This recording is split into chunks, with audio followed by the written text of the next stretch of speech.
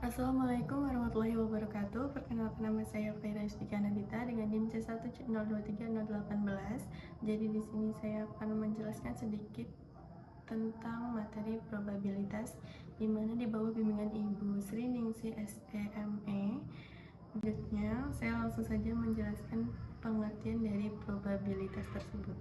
Jadi probabilitas itu didefinisikan sebagai peluang atau kemungkinan sebuah kejadian. Jadi ketika nilai probabilitas itu 0, maka itu menunjukkan kejadian yang tidak pasti terjadi. Kemudian jika nilai probabilitas itu 1, maka itu menunjukkan kejadian tersebut pasti terjadi. Jadi ketika nilai probabilitas semakin besar pula kemungkinan yang akan terjadi. Selanjutnya, di sini saya akan menjelaskan mengenai dua pendekatan probabilitas. Yang pertama itu ada pendekatan matematis, yang kedua itu ada pendekatan empiris. Jadi yang pertama saya akan membahas mengenai pendekatan matematis terlebih dahulu.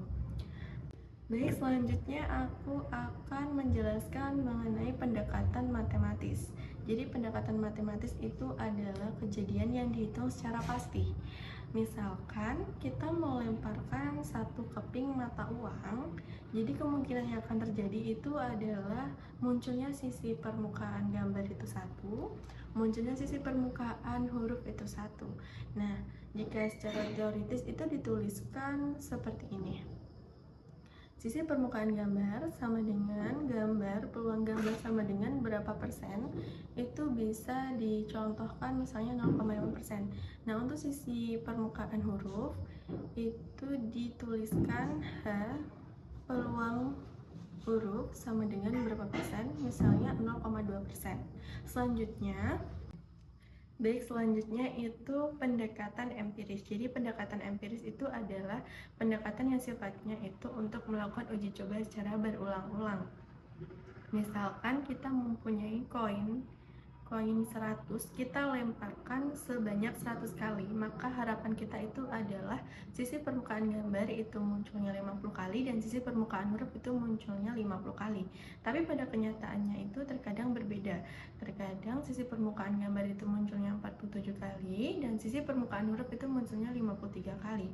Namun demikian, secara prinsip hasil dari pendekatan empiris itu akan mendekati hasil probabilitas berdasarkan pendekatan matematisnya. Selanjutnya itu ada ruang sampel. Jadi ruang sampel itu adalah himpunan dari kejadian-kejadian yang mungkin terjadi. Nah, untuk outcome sendiri, outcome itu adalah hasil dari percobaan tersebut. Hasil dari percobaan tersebut dimana seluruh kejadian yang mungkin terjadi. Nah, contohnya misalnya kita mempunyai uang koin, kita lemparkan sebanyak 1 kali. Nah, itu akan muncul permukaan gambar dan muncul permukaan huruf. Nah, jadi ruang sampelnya itu dari kejadian tersebut itu adalah S sama dengan gambar huruf.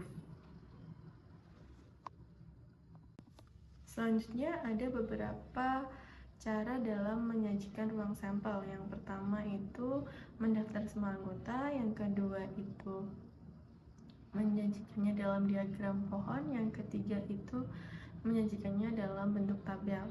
Nah, banyaknya ruang sampel itu dinyatakan dengan N dalam kurung S. Selanjutnya itu ada kejadian. Kejadian ini adalah sekumpulan hasil spesifik dari percobaan acak yang diambil dari ruang sampel. Kejadian ini memiliki peluang terjadinya antara 0 hingga 1. Nah, kejadian ini juga mempunyai hasil, itu bisa satu hasil atau tunggal, dan kemudian bisa beberapa hasil atau majemuk. Selanjutnya itu ada peristiwa saling meniadakan dan tidak saling meniadakan. Peristiwa saling meniadakan atau mutually exclusive itu adalah peristiwa yang terjadi tidak bersamaan. Maksudnya ketika terjadi satu kejadian itu akan menghalangi kejadian lain. Nah, untuk peristiwa tidak saling meniadakan atau non-mutually exclusive itu adalah peristiwa yang terjadi secara bersama-sama. Jadi semua kejadian itu terjadi bersama-sama. Selanjutnya itu ada peristiwa saling bebas. Peristiwa saling bebas atau independen itu adalah peristiwa yang tidak mempengaruhi kemungkinan terjadinya sebuah kejadian. Contohnya kita mempunyai uang koin, kita lemparkan sebanyak 3 kali, maka lemparan pertama itu tidak akan mempengaruhi kemunculan sisi permukaan koin untuk lemparan kedua dan berikutnya. Hal ini itu disebut sebagai independen atau saling bebas. Nah, untuk peristiwa saling bebas itu biasanya berlaku kata dan. Selanjutnya di sini ada rumus probabilitas. Rumusnya itu adalah peluang kejadian sama dengan kemungkinan atau banyaknya kemungkinan kejadian dibagi banyaknya ruang sampel. Mungkin itu saja yang dapat saya jelaskan, kurang lebihnya saya mohon maaf. Saya akhiri, wassalamualaikum warahmatullahi wabarakatuh.